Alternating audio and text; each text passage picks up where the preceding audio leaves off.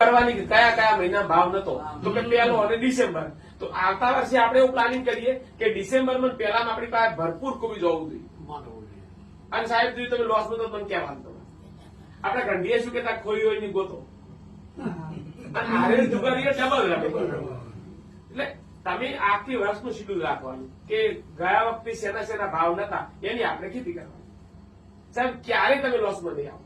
આ તો જેટા બકરા જેવાના ગાડી જે પ્રમાણે તમે બહાર નીકળશો એને તમે પ્રગતિ નહીં થાય. આ તો બધા જો એક બાજુ વાળો જે કરે આપણે કરવાનું, બાજુ વાળો એરિયા લાવે તો આપણે એરિયા લેવા જવાનું, બાજુ વાળો જે કરે એ કરવાનું છે. એ સિસ્ટમ થી આપણે દુઃખી છીએ. જેમ જો અમે ખૂબ આખો ભારત પ્રવાસ કર્યો છે, મારી ઘેરથી મતલબ ભારત પ્રવાસ કરી ચૂકી છે અને અમે ખૂબ બહારની દુનિયા બહુ જોઈ છે. આજ તો આખું ફ્રેન્ડ સર્કલ છે ને એ ગુજરાત નહીં પણ રાજસ્થાન ને વિદેશમાં મારું ફ્રેન્ડ સર્કલ છે. નવું નવું શીખું છું, નવું નવું બધાને પીરસું છું. જો બટાકા વાયા તો બટાકા આપણને ખબર હતી કે આ વખતે બટાકાનો ભાવ છે તો વાવેતર જ છે તો અર્લી ગાડી તરફ વેચી મારે આપણે 300 રૂપિયા બટાકા વેચી મારે આ 150 રૂપિયા કોઈ લેવા તૈયાર નથી. અને એમાં પાછી ટેટી તૈયાર કરી, ટેટીમાં આલ્ફા સેટિંગ થઈ ગયું છે. મારે ટેટી 20 રૂપિયા જતી રહે. પોત વિગમની ખાલી 30 ટન નીકળે તો 6 લાખ રૂપિયા આવશે. એટલે કરમ કરો, ખાલી પૈસા તમને ગોતશે, પૈસા તમારે ગોતવાનું નહીં.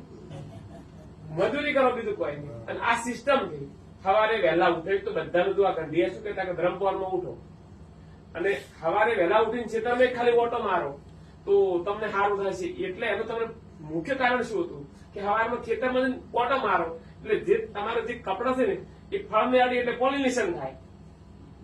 અમે હમણાં સવારમાં જ બોરોન કેલ્શિયમનો સ્પ્રે કર્યો. તો કેમ સવારે કેલ્શિયમ બોરોન શું કરે, જે ફળ આપણું ખરતું એને અટકાવે અને સવારે સ્પ્રે કરીએ એટલે પરાગ એકબીજા ઉપર ટ્રાન્સફર થઈ જાય. એ વાયર જે પંપનો સ્પ્રે થાય ને એ હવાથી પરાગ ટ્રાન્સફર થઈ જાય તો બે કામ થાય સાહેબ, ફલીકરણ થઈ જાય. જો પેલા આપણે કાકડી વાવતા હતા તો કાકડી એક વાર વીણવાન ચાલુ થાય પછી કાકડી વધી જતી. ખબર છે કેમ વધી જતી? હાથ ફેરવો એટલે ફલીકરણ થતું હતું. આ સિસ્ટમ તો સાહેબ એ જ છે. પણ આજનો યુવાનો તો કઈ મોબાઈલમાં બધું જોવે છે, ચોપડીએ ખેતીમાં એ તો ગોળ ખાવો પડે. ગોળ વસવાથી ગોળ બોલવાથી મેઠાશ ના આવે. આ તમે જોયું કે કનવાજીભાઈ 2100 રૂપિયા વીઘો ટપક કરી રહ્યા છે તો કોઈ માનવા તૈયાર ના હોય. તમે પ્રેક્ટિકલ જોશો તમને ખબર પડશે કે કઈ રીતે થઈ છે અને કેવી રીતે થયું છે. હવે આપણે પેલા તો આપણે જો ડીએપી ની એક થેલી આપતા હતા એ જગ્યા ઉપર આજે આપણે 1 જ કિલો ફોસ્ફરિક એસિડ આપી રહ્યા છીએ. પેલું 140 નું છે, પેલું 1400 નું છે.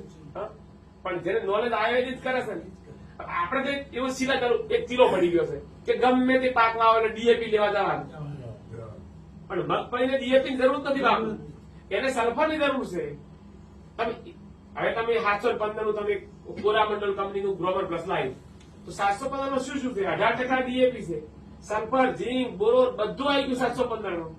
અને એક કટું પહેરવાનું, મગફળી ઉછીને પૈસા મારા પાસે લઈ જવાના. આપણે તો ડીએપી આ વખતે સરકાર ના અભાવ 700 મૂકવાની છે પણ તોય છોડવાનું નથી આપણે બધા, કારણ કે બાજુ વાળો નોખે છે. એટલી ઘણા તમારી પ્રગતિ નહીં થાય. બાજુ વાળા સાઈડમાં કરી નાખે. તમારે કઈક નવું જો તમને 5 વર્ષ લોકો ગાળો બોલશે, તમારે ગાળો ખાવાની તાકાત તમારે રાખવી પડશે. આપણો ગોડો છે, ના તો હોમ છે, ઢેકણું છે.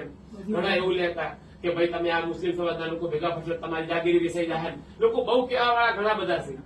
આ તો શું બધા હાથે ભેગા રહીને આપણે ખેતી કે મારે બધી સમાજ 18 આલમ મારે હાથે છે અને હાલ આટલા બધા ફોલોવર કોઈના નથી ગુજરાતમાં.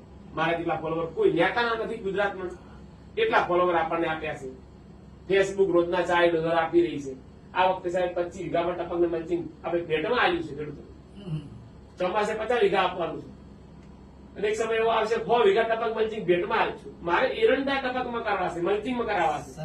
વ્હાઇટ કલરનું મલ્ચિંગ વાપરો અને મલ્ચિંગ કરી અને પછી એરંડા વાવો. અને એરંડા પાહે જે આપડા બાપ દાદા વાલોડ વાવતા હતા, તુરા વાવતા ખબર છે, એ તુરા પાછા લાવો તમે.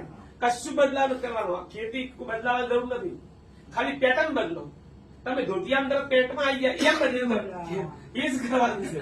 તમે તરત દાઢી બદલી નાખી, કપડા બદલી નાખ્યા, પણ ખેતી એમ એમ રાશિ પાસે પેટર્ન બદલવાની અહીંયા હતી અને આપણે બધા બદલી કાપડની પેટર્ન.